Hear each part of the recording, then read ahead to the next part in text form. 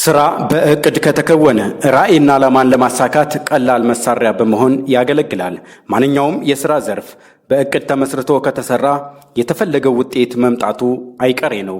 አነስተኛ የሥራ ዘርፎች ከምንላቸው ስራዎች መካከል የወንዶችና የሴቶች የውበት ሳሎን አንደኛው ሲሆን ብዙ ወጣቶች በዚህ የሥራ ዘርፍ ተሰማርተው ሕይወታቸውን በመምራት ከማንም ሳይጠብቁ በራሳቸው አቅም ሥራ ፈጣሪ በመሆን በሀገር አቀፍ ደረጃ ሥራ አጥነትን በመቀነስ ረገድ ትልቅ አስተዋጽኦ እያደረጉበት ያለ የሥራ ዘርፍ ነው። በዚህ የሥራ ዘርፍም በርካታ ወጣቶች ተሰማርተው እናገኛቸዋለን። በዚህ ምርጥ ተሞክሮ የምናየው የሥራ ዘርፍ በወንዶች የውበት ሳሎን አነስተኛ ፀጉር ቤት ተሰማርቶ ትልቅ ደረጃ ያደረሰንና ለሌሎች አርአያ የሆነን አንድ ታታሪና ሥራ ፈጣሪ ወጣትን ይሆናል። አቶ ሰለሞን አበበ ይባላሉ። አቶ ሰለሞን አበበ በዋግኽምራ ብሔረሰብ አስተዳደር በጋዝጊብላ ወረዳ የአስከተማ ከተማ ነዋሪ ናቸው። አቶ ሰለሞን ከአስከተማ ከተማ በትንሽ ርቀት በምትገኝ አንዲት የገጠር መንደር ነበር የተወለዱት።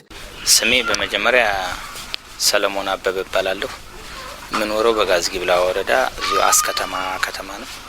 እድሜው ለትምህርት ሲደርስ እንደ ማንኛውም ልጅ ትምህርት ቤት ገብቶ እየተማረ ያለ ከትምህርት ጎን ለጎን ስራ በመስራት መማር እንዳለበት አሰበም። ያው የስራ ዘርፌም ተሰማርቼ ብዙውን ጊዜ በግብርና ነው በከተማ ግብርናም እንደገና በንግድም ተሰማርቼ እኖራለሁ።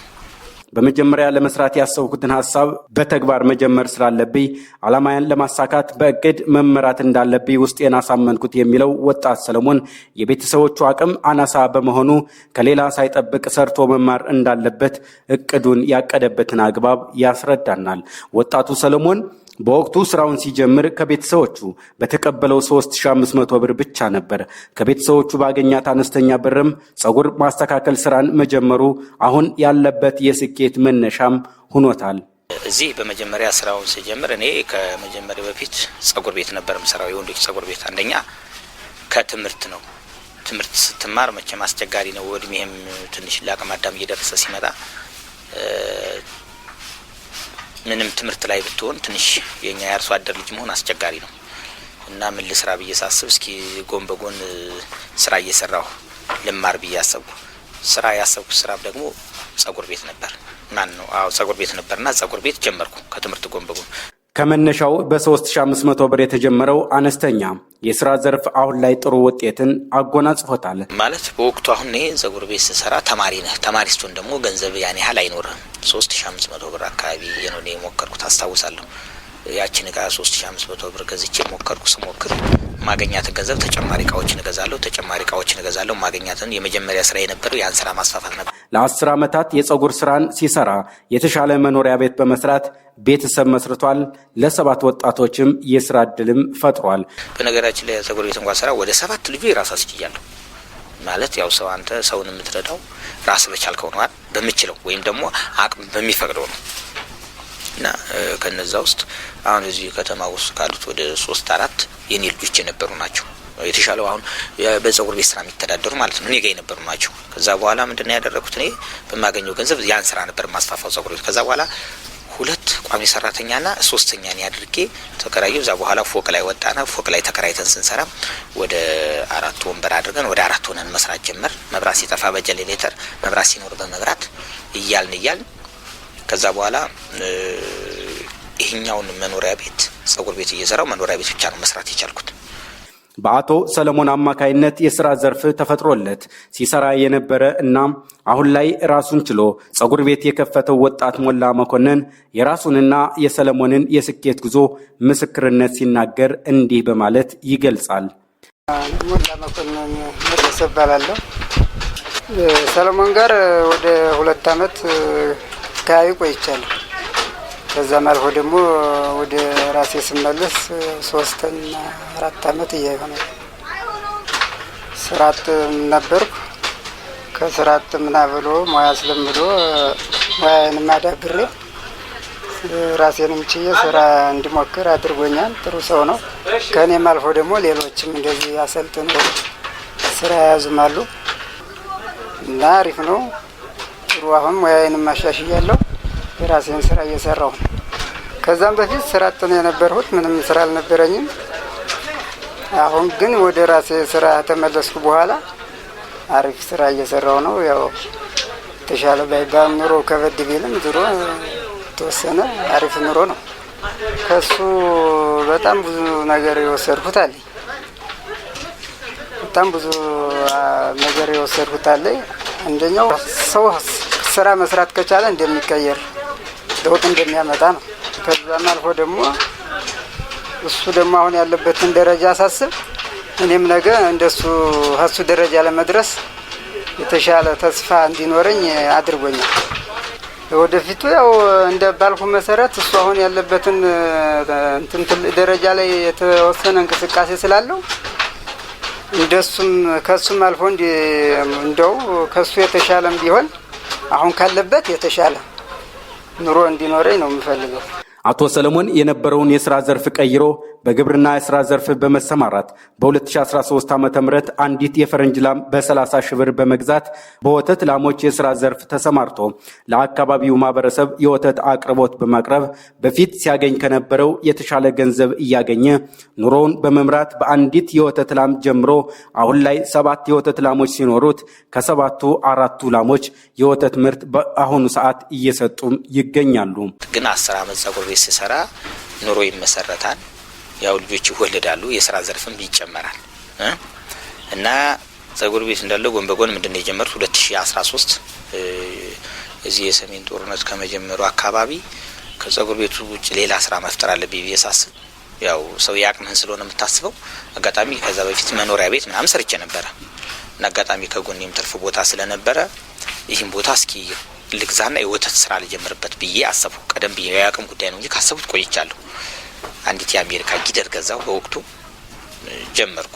ስጀምር አንዲት ብቻ ነበረች። ከዛ እያለች እየወለደች እየጨመርኩ እሷም እያለች አሁን ወደ 7 ራሳቸውን ሆኑ ማለት ነው።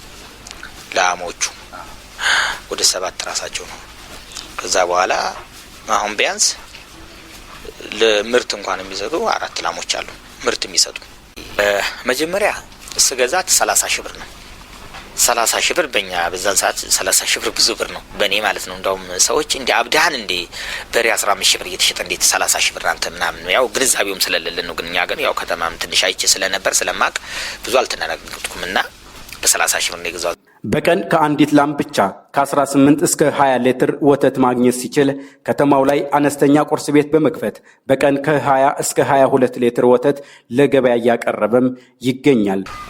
ለምሳሌ ከላሞቹ አንዷ ላም በቀን በእኛ አመጋገብ ፉርሽካ ሳልመግብ አተላና ዱርቃ ተጠቅማ እስከ 18 ሊትር ምትታለብ ላም አለች እና እዛው እዚህም ደግሞ ሆነህ ወተት ለመስራት ቦታው ወጣ ያለ ስለሆነ ያን ያህል ውጤቱ የተሻለ አይደለም።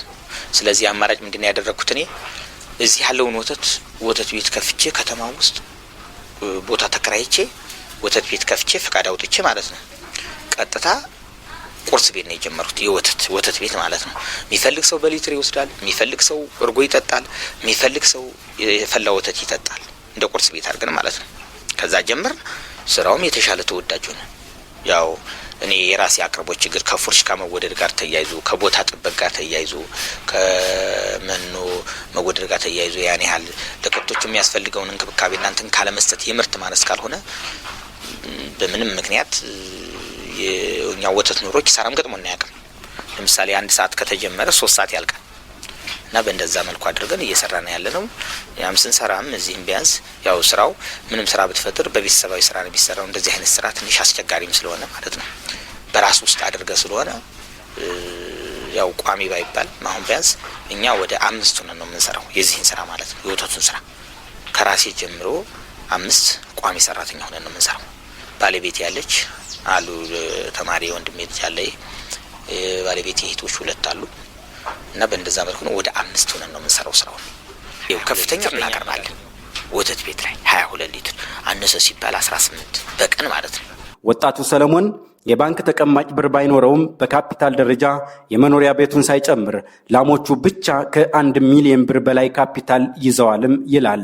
ዛሬ ላይ አንዲት የአሜሪካ ላም በቅርቡ አንዲት እንኳን ድቅያ የምትባል ዝርያ ያለች ቀያለች ቀይና ማለት ድቅያ ያለች በቅርቡ የሆነ ሰው መጥቶ 125 ሺህ ብር ሰጥቶ ነበር። በእውነት ነው የምልህ አይሸጡም ብዬ ነው። እነዚህኞቹ ኦሪጂናል የሚባሉት ቢያንስ አራቱ ግን ማለት ነው እንደው በአነሰ ቢባል በእኛ አካባቢ ዝቅተኛ ዋጋ 200 ሺህ ብር ይሄዳሉ። 200 ሺህ ይሄዳሉ። ብታስባቸው ከሁለቱ በቃ ወደ 1 ሚሊዮን ይመጣሉ ተጣጣው ማለት ነው። አጠቃላይ ከብቶቹ 1 ሚሊዮን ካፒታል ይይዛሉ።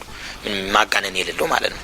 ድቅያዋ 125 ሺህ ብር ስታሲዝ ኦሪጂናል ላሞቹ ከተማ ዝቅተኛ የ10 ወር ጥጃ ኮምቦልቻ ምን ይጠይቅ ነበር 250 ሺህ ብር ነው ያሉ። እነዚህ ከብቶች የእንክብካቤና ያመጋገብ ችግር እንጂ ከነሱ የሚያንሱ አይደሉም። ተመስገን ነው ዛሬ ላለንበት ደረጃ። ይሄ ነው ባይባል አሁን ይሄ ነው ተቀማጭ ይሄን ያህል ገንዘብ የሚለው እቺም ዛሬ አስቸጋሪ ነው ስለማይሆንም ማለት ነው። ግን ጥሬ ሀብት የሚባል ነገር አለ። ጥሬ ሀብት ማለት ከመኖሪያ ቤት ጀምረ ከቤት ዕቃ ጀምረ ምክንያቱም ከብቶቹ በራሱ አንድ ትልቅ ካፒታል ናቸው። እነዚህ ላሞች እኔ ከተማ ልግዛቸው ብል ከ250 እስከ 300 ሺህ ናት አንዲት የአሜሪካ ላም የተሻለ ዝርያ ብትል ማለት ልግዛ ብትል ማለት ነው። ስለዚህ እኔ አሁን ይሄን የምትለው ገንዘብ ላይኖረኝ ይችላል። ግን በጥሬ ሀብት ደረጃ ግን ከብቶቹም ካፒታል ስለሆኑ እነዚህን ወደ ብር ወይም ወደ ካፒታል ስቀይራቸው ብዙ ገንዘብ ነው ያዙት እና እኔ የምሰራው ካፒታሌን እዛ ጥሬ ሀብት ላይ ነው እንጂ ኖርማል እንደዚህ እኔ ያህል ገንዘብ ተቀማጭ እኔ ያህል ገንዘብ የሚለው ተንቀሳቃሽ ስለሆነ ዛሬ ቢኖርህ ነገ ባዶ ነው። በአጠቃላይ የመኖሪያ ቤቱንና የወተት ላሞቹን ጨምሮ በቀላሉ ከ3 ሚሊዮን ብር በላይ ካፒታልም ይኖረዋል። ውጤታማ ለመሆን የዓላማ ጽናትና በራስ መተማመን ሊኖርህ ይገባል የሚለው ወጣቱ ስራው ለአካባቢው አዲስ ከመሆኑ የተነሳ በቤተሰቦቹ ለዚህ ደረጃ ይደርሳል የሚል እምነት እንዳልነበራቸው ይገልጻል። የሆነ አንበቢ ብሎ መወሰን ነው። እኔ ምክንያቱም እዚህ ጋር ስራ ስንሰራው ለአካባቢው አዲስ ነው እንኳን ለቤተሰቦች ይቀርቱ ቤተሰቦች ሚስቴንም ባለቤቴን ልጆቹን ለማሳየት እንኳን ማለት ነው ብዙ ጊዜ እስከ 2 አመት ልንግባባ አልቻልንም በስራው ላይ። ምክንያቱም ጽዳት ይጠይቃል፣ አርካሚ ነው ስራው ምናምን ተስፋ ወደ መቁረጥ ናቸው እነሱ። ግን እኔ ራሴ እጄን ሰድጄ ስገባ እኔን እያዩ እየተከተሉ አማራጭ ስለሌላቸው አሁን ከእኔ እነሱ በልጠው ተንገብገው እጄን አልሰድም። አሁን እዚህ ውስጥ እነሱ ይበልጣሉ ለነዚህ ያላቸው ፍቅር ማለት ነው። እና ይሄ ያንተ የዓላማ ጽናት ነው። ጽናት ምን አለ መሰለህ በመሰረቱ መጀመሪያ አንተ ህልም ሊኖር ይገባል፣ ራዕይ ሊኖር ይገባል። ህልምና ራዕይ እሳቤ ነው፣ አስበነዋል። ዋናው ግን ውጤቱ ተግባሩ ነው። ተግባሩን እንዴት አድርጌ ልተግብረው የምትሄደው? ለምሳሌ ሰው ሲራመድ አንድ እግሩን ወደፊት አንድ እግሩን ወደ ኋላ ነው እኛ ስንሄድ መንገድ ማለት ነው። የኛ እሳቤም በዛ ልክ ነው የሚሆነው። ዛሬ ይሄን ስራ ጀመርኩ ይሄን ስራ ሲጀምር ነገሩን እዛ ስራ ልመልስ እንዴት ነው የፊተኛውን ውጤት ያመጣ ትንሹን ስራ ትልቅ እያደረክ በመሃል ላይ ብዙ ነገር ይገጥማል፣ ኪሳራ ይገጥማል። ግን ራዕይንና ዓላማን ስታስቀምጥ የሚገጥምህንም ኪሳራ አስበህ ያ ነገር ሲደርስብህ ለሰዎች ሊደንቃቸው ይችላል፣ ላንተ አይደንቅም። ምክንያቱም ይጠበቅ ነው። ለምሳሌ አሁን በቅርቡ ነው የሆነች ከብት እዚህ እንትን ብላ 60 ሺህ ብር ምናምን የተገዛች ነበረችና አጋጣሚ እዚህ ተጠልፋ መሰለኝ ሞተችብኝ። በቃ ምንም ይደንቅ አይደለም፣ የሚያማርርም አይደለም፣ የሚያበሳጭ አይደለም፣ የሚያጋጥም ነገር ነው። እንኳን እንስሳ አንተ ህይወት ያለው ነገር ሰው ምን ተስፋ ስለሌለው ማለት ነው። እና እያንዳንዱ ለሚመጣብህ ነገር ጽናት የሚባለው ዓላማ ብቻ ኪሳራ እንኳን ቢያጋጥምህ ልትማርበት ይገባል እንጂ ተስፋ ልቆርጥበት አይገባም። ብዙ ጊዜ ኪሳራ አስተናግጃለሁ የሚለው ታታሪው ሰለሞን ኪሳራ ሳስተናግድ ለኔ የሚደነቅም የሚማረርም አይደለምም ይለናል። ብዙ ኪሳራ ማስተናግጃለሁ በዚህ ስራ ብዙ አስቸጋሪ ነገር ህይወት አልፌያለሁ። ግን እዛ ማዶ ስራህን አይቶ የሚወድ ሰው አለ። እቤት ይመጣል እንደው ልጅ ታማብኝ መርዝ ጠጣብኝ ይልሃል። መጥቶ እንደዚህ ሁኝ ወተት አለ ሲልህ ትሰጠዋለህ። ብዙ ጊዜ ያው መርዝ በርጎ ነው እናንተን የሚለው በእንደዚህ አይነት መንገድ ብዙዎች ሲድኑ ይመርቋል፣ ያመሰግናል። እንዴት ለአንተ ያይሆን ምናምን ይልሃል። እና ሰው ማለት ነው ማህበረሰቡ እንኳን ስልጣን ላይ ያለ ሰው ቀርቶ ተራ እያንዳንዱ አስከተማ ውስጥ ያለን ሰው ብትጠይቀው ስለዚህ ስራ ወይም ስለኛ ጥረት ማንም ሰው ያውቃል።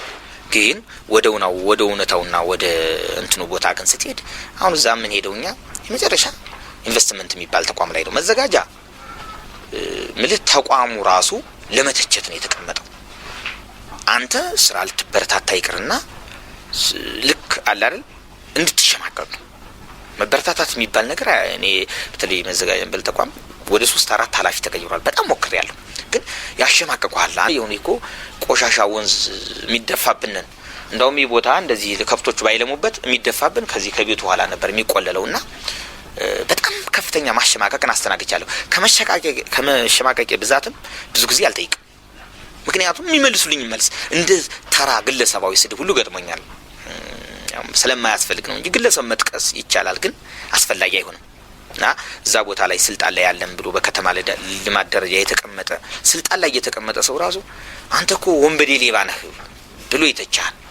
በቀጣይ የስራ ዘርፉን በማስፋት ለበርካታ ወጣቶች የስራ ዕድል የመፍጠር ረጅም ህልም እንዳለውና ለመኖ ማቀነባበሪያ የሚሆን የወፍጮ ማሽን በመትከል ከወተት ላሞች በተጨማሪ የእርድ በሬዎችን ለገበያ የማቅረብ እቅድ እንዳለውም ይናገራል። ለምሳሌ በጣም ሰፊ ማሳ አሳርሻለሁ በዚህ አመት የተቋም ቴክኒክና ሙያ ተጫርቼ ማለት ነው። ያን ተቋም ያረስኩበት ትልቁ እንትን ወይም ምርቱን ለማግኘት አይደለም፣ የከብቶቹ መኖ ለመሸፈን ነው። ስራ ለመስራት በጣም ፈታኝ ካደረጉን ነገሮች ቦታ ነው። ቦታ በጣም አስቸጋሪ ነው። በቃ አሁን እዚህ ቦታ ላይ እናንተ ታዩታላችሁ። እዚህ ቦታ ላይ አሁን ቢያንስ እንኳን ስንት ነው 30 ካሬ እንኳን የማይመጣ ቦታ ነው አሁን ያለንበት ማለት ነው። 30 ካሬ እንኳን የማይመጣ ቦታ ነውና እነዚህን ከብቶች ሊጠቁ እዛ የምናስጠቃው ትምህርት ቤት ወስደን ነው፣ ኮርማ ስላለ ማለት ነው። ሊጠቁ ካልሆነ በስተቀር ከቤት ውጭ አይወጡም።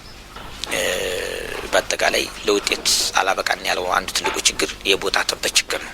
ይህን አውጣ ይለዋል፣ ኢንቨስትመንት ፍቃድ፣ ካፒታል አስመዝግብ ምናምን ሁሉም ከሆነ በኋላ ግን ካፒታል ማስመዘገብ፣ ቢዝነስ ፕላን ማሰራው ሁሉም ካደረኩ በኋላ ስራው እንደምታዩት ተግባር ነው። ሌላ ቀርቶ እንኳን እኛ አሁን ማለት ሰው ወተት ቤት ሲከፍት ወተት የራስህ ምርት ሲሆን ፍቃድ አይጠየቅም። እኛ ግን ግዴታ ሊታሸግብን ሆነ ፍቃድ አውጥተን ነው የምንሰራው። ግን ምርቱ የራሳችን ምርት ነው ወተቱ በራሱ ማለት ነው። ግን እነሱ በህጉ ደረጃ ስትሄድ ግን አንተ የራስህን ምርት የከተማ ግብርና ሰርተ ለምሳሌ እንቁላል እኔ ዶሮች ኑሮኝ ሱቅ ከፍቼ እንቁላል እሸጣለሁ ካልኩ ፍቃድ አይጠየቅም። ለምን? ምርቱ ይበረታታል ተብሎ ስለሚታሰብ ፍቃድ አይጠየቅም። እዚህ ግን እንደዛ ብሎ ነገር የለምና በጣም የህግ ጫና አለ። ሌላ ተጨማሪ አድርጋ አሁን ሀሳቤ ለቀጣይ በጣም በሰፊው መስራት እንፈልገው ነገር ነበር። ምክንያቱም በሰፊው በተለይ በዚህ አመት መኖ አለኝና መኖ ስለነበረኝ አገዳም ጭምራለሁ። ያን አገዳውን አስጋጥጬ ከገለባና ከዱርቃው ጋር ቀላቅዬ ቢያንስ 10-15 የስጋ በሬዎች እገዛለሁ። የስጋ በሬዎች ተገዝተው ከዛ በኋላ ሰፊ ቦታ ይኖራል። የላሞቹ ባንድ ጎን እነሱ ባንድ ጎን ይሆናሉ። ስራ ከነሱ ላይ ታርጌት ይሆናል። ለስጋም ታቀርባለህ፣ ለወተትም ታቀርባለህ። ዝርያም ለሚፈልግ ደግሞ ጥጆችን ትሸጣለህ። እንደዚህ አይነት ስራ ነበር የሚሰራው። ግን ከየትኛው ቦታ ላይ ሆነ ነው ብትጮህም መፍትሄ የሌለው ነገር ስለሆነ እኛም ለውጥ እንዳናመጣ የሆነብን ትልቁ ተጽዕኖ የቦታ ጉዳይ ነው። በአጠቃላይ ያው እንግዲህ ወደፊት ቦታ ከሰፋ ቦታ መገኘት ተችሎ በሰፊው መስራት ከተቻለ እኔም በቻልኩት ቢያንስ ለብዙ ሰው ስራ እድል ፈጥሬ በሰፊው ለመስራት ግዳልኝ። እንደውም የረሳሁት አንድ ነገር አለ። አሁን በቅርቡ ያው የባንክ ብድር ምናምን አልመቻችልኝ ብሎ እንጂ ምን አስቤ ነበር መሰለ ይሄኛውን እነሱን ሌላ ቦታ ቀይሬ ይሄኛውን ሸድ ለወፍጮ ላደርገው ነበርና ወፍጮው ከእነሱ ጋር ይሄዳል። ለምን? አገዳ መፍጫ አለ። ቲክቶክ ላይ የምታየው አዳዲስ ትንንሽ ማሽኖች አሉ። አገዳውን ሙሉ እርጥቡን ፈጭቶ ወደ ዱቄት የሚቀይራል። ያንጨው ነስነሳ አገዳውን አስፈጭተ ከሆነ ነገር ጋር መጣጣም የምታርጋቸው ለነሱ ለወተት በጣም የተሻለ ነው። እሱን የማስገባት ሀሳብ ነበር። ሁለተኛ እነዚህ ገንጭ እንክርዳድ የሚባሉ የአካባቢያችን ምርቶች ነበሩ። እነሱን ትቆላና ጨው ጋር አስፈጭተህ ለነሱ ሰጣቸው ወተት ይጨምራሉ ስለምናረገው ማለት ነው። እና ያው ከታሰበ እንደ ፈጣሪ ፍቃድ ከተሳካ የቦታው ጉዳይ የዚህኛው ከተሳካ ይሄኛው ለወፍጮ አገልግሎት ነው። ወፍጮም ደግሞ ለነሱ ምርት የሚሰጥ አሁን ፉሽካ እናድርግ ወይም ደግሞ ትልቅ መኖ እናቋቁም ብንል እንኳን በእኛ ደረጃ ከፍተኛ እንትኖቹም በጣም አስቸጋሪ ነው። ግን የምትኖረው እንዳቅሜ ስለሆነ እኔ እዚህ የድናሞ ወፍጮ የእህል መፍጫ ታስገባለህ፣ ያችን አገዳ ትፈጫለህ። ይሄ እንክርዳዱን ምኑን ገንጩን እነዚህ የነቀዘውን እህል ምናምን እያደረገ እየፈጨ ለነሱ የተሻለ እንትን ያመጣልና እሱም ሀሳብ አለ ተጨማሪ ማለት ነው። በመጨረሻም የወጣቱን ተሞክሮ በማስፋት ለሌሎች ተምሳሌት እንዲሆን የባለድርሻ አካላት ድጋፍ የሚሻ በመሆኑ ድጋፍ መደረግ ከተቻለ ከራሱ አልፎ ለሌሎች ወጣቶች የስራ ዘርፍ መፍጠር የሚችል መሆኑ እሙን ነው።